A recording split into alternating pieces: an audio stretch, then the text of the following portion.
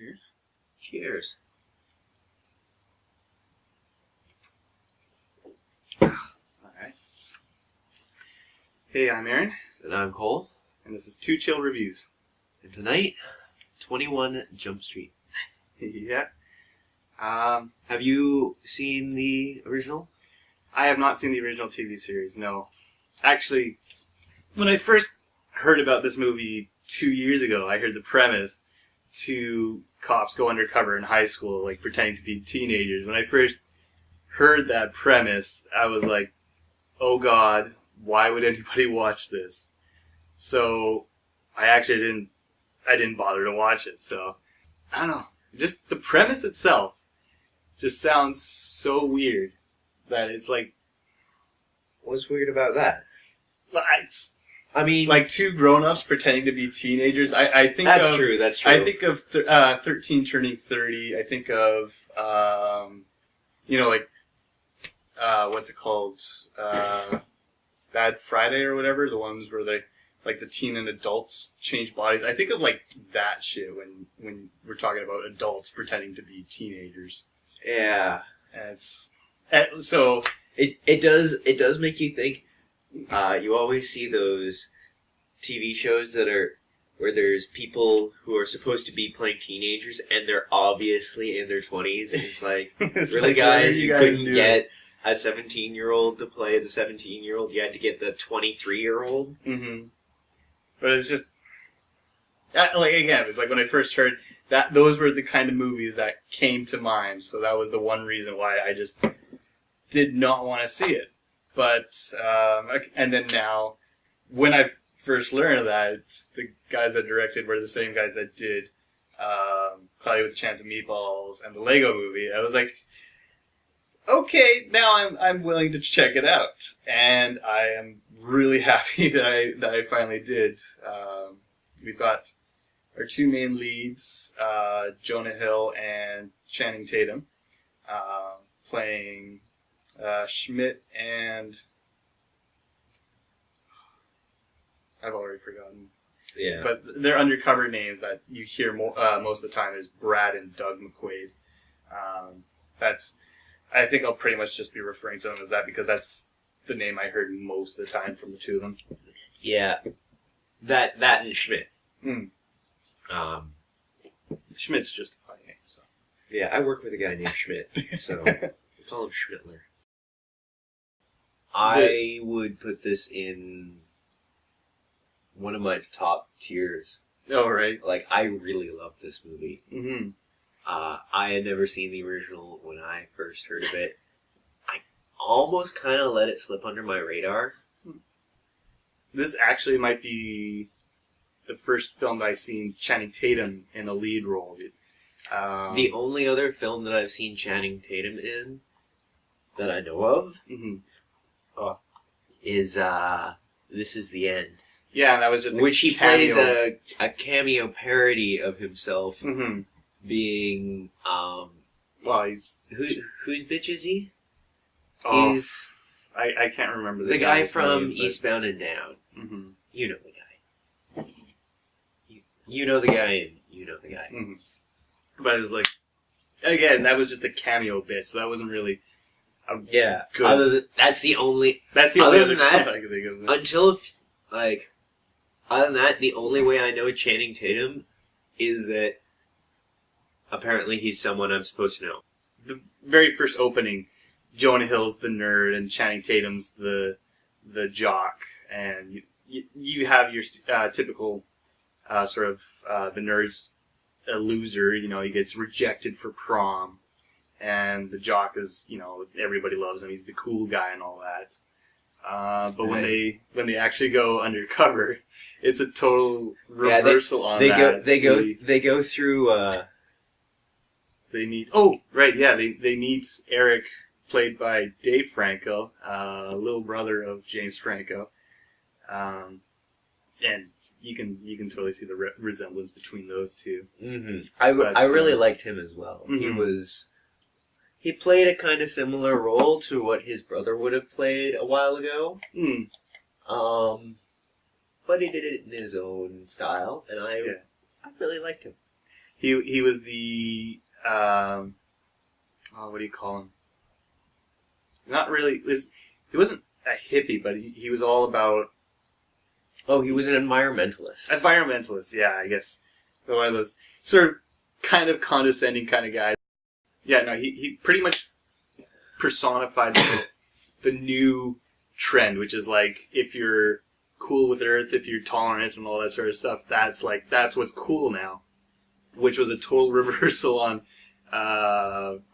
Channing Tatum's character when he comes in. He's like, I loved how there was this huge disconnect between the people who had been in high school like 7 years ago and the people who were in high school now. And it's totally different. And it's totally true. I think that's the biggest thing about this movie, is that it was so true about what goes on in high school now, which is pretty rare in a lot of, even in movies and television now. They still have the jock stereotype as being the cool kids and the nerds being the lame losers, which is not quite what's going on anymore. But again, it's like, it's still going on in today's media, and it's like, come on, guys, it's fucking 2014 now. Get on it. So you've got, as we said, you've got your two, the jock and the nerd. Mm-hmm. I liked how they, how they met in Police Academy. Right? Yeah, it's, you know, the jock is good at sports, the nerd is good at studying, I guess. Yeah, he's smart. And it's like they're total enemies in high school, and then they get out of high school, they get to Police Academy, and they're like, oh, we need each other. We actually need each other. And that was a good way to actually and so build they become their friendship. They become best friends. Yeah. Which is really well done. Mm-hmm. And you can they have instant chemistry, these two. Yeah.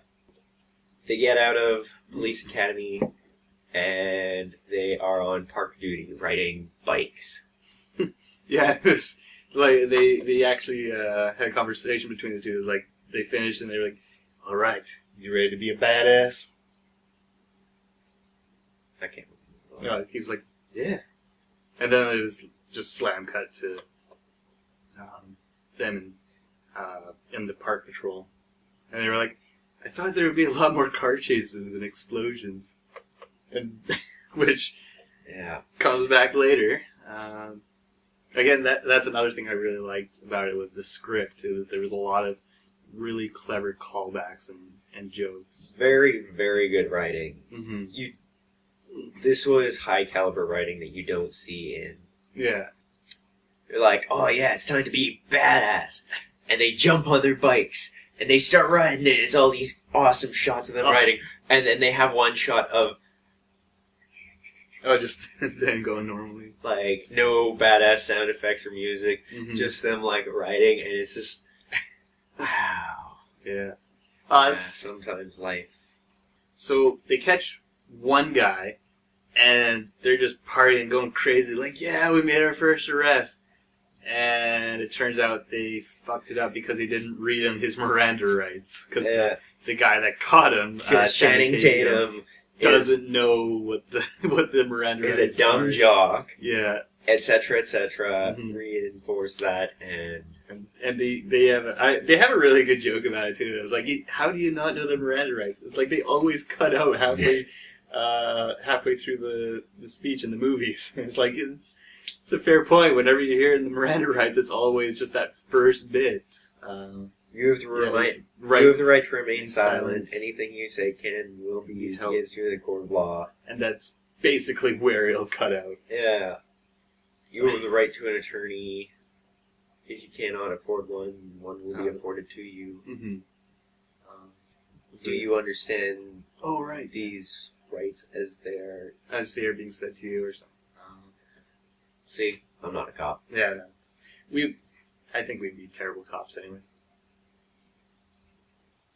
So they're talking with Dave Franco and the cool kids, and Channing Tatum punches a black gay student right there, like just punches him in the just face. punches him right in the face, just knocks him out. At the time, they don't know he's gay. Oh, right, yeah. And then he's like, they bring up the whole thing. It was like, oh, right. He says, turn off that gay ass music. I was like, oh, you punched me because I'm gay? It's like, I didn't even know you were gay. Like, I didn't know you were gay. I just punched you and said that's gay, and then you turned out to be gay, and it wasn't meant to be homophobic. Yeah. It's like, it would have been more homophobic if we didn't punch you because you were gay. It was just trying to backtrack on it. But anyways, the thing that I noticed that I thought was pretty funny is like they go into they're in the principal office, and the principal is asking which one's Doug, and I'm pretty sure they got their names mixed up. Channing Tatum was supposed to be Doug, and they did. Yeah, so because they couldn't remember which one was which, so because they didn't study it. Because he's like, oh, you don't know need to know that. That's stupid. Yeah. So when it comes I'm the dumb up, jock. Yeah. So Jonah Hill ends up with all the track, and he ends up with this fake history of being a track star, which he totally fucks everything up. He gets assigned into drama. Yeah. Which we'll get to in a sec. But like all the stuff that Channing Tatum was supposed to be doing. Yeah.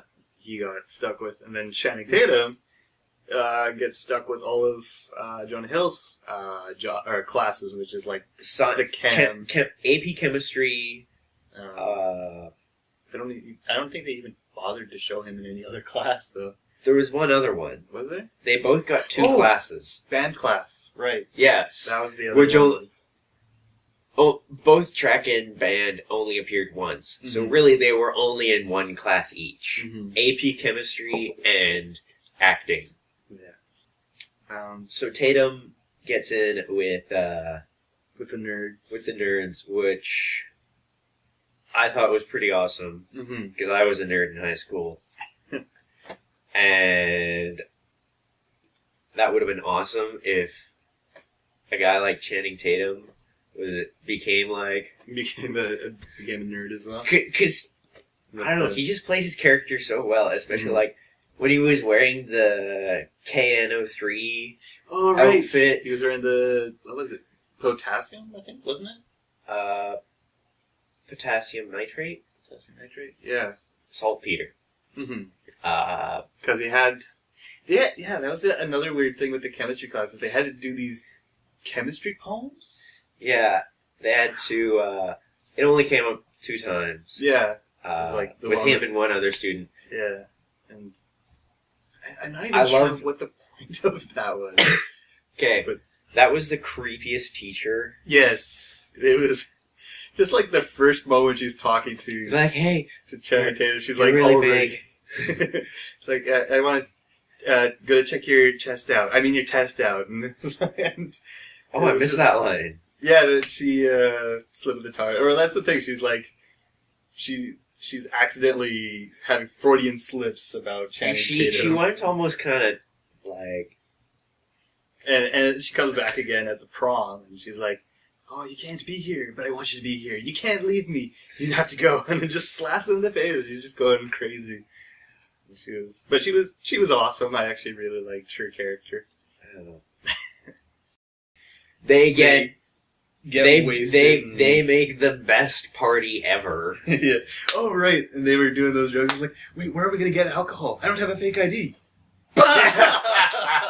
And then they go get all and then they run out of the store with like 2 kegs and mountains of like cases. Yeah, like hard liquor. Yeah. They get like rum and Jack Daniels and and then they go, oh, wait, where are we gonna get the drugs? And then they're in the police. They run into the evidence locker at the police station. The evidence locker, and they grab a bag of coke. Coke? It's like we're trying to have fun, not ruin lives. Pound of weed. There you go. Best party ever. And that was probably one of my favorite sequences in the entire movie. Was just the party thing. It just ends up so awesome.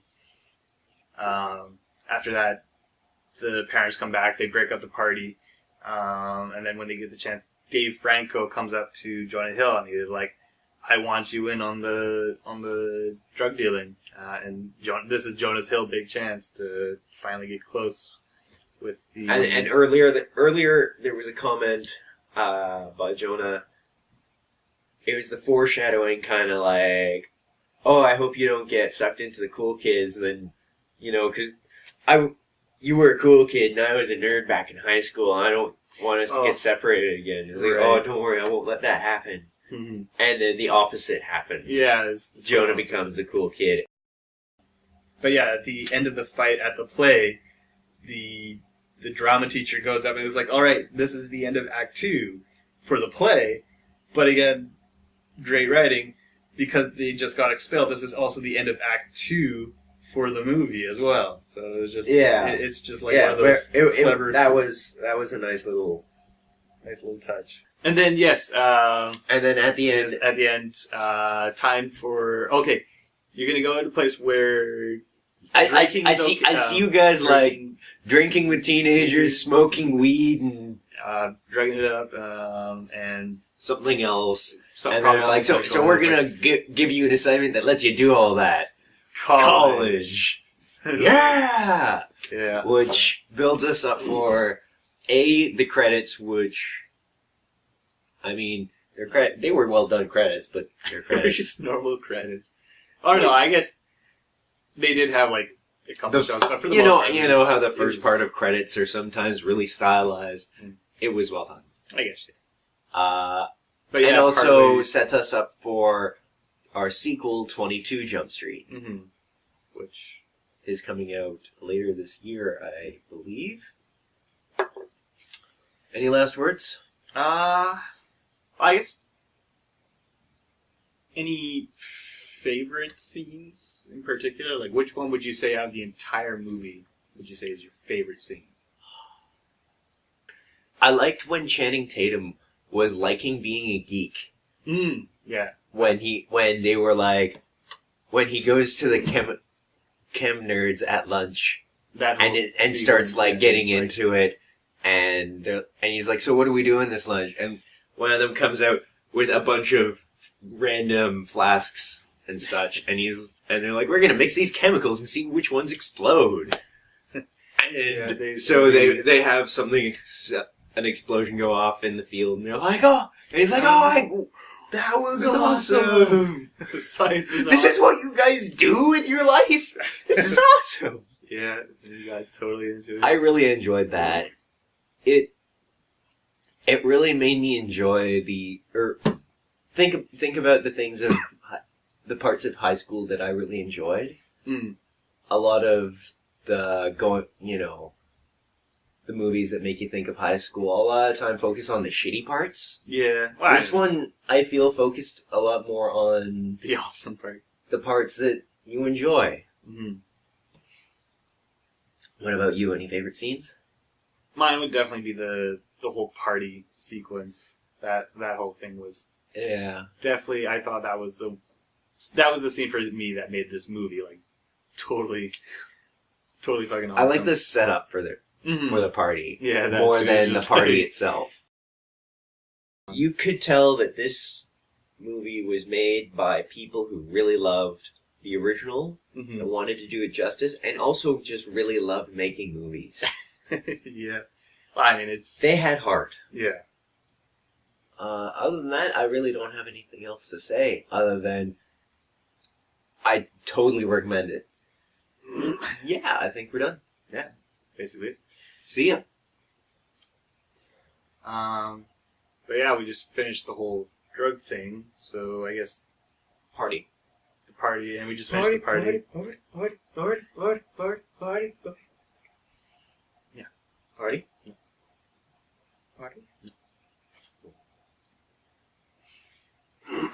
So.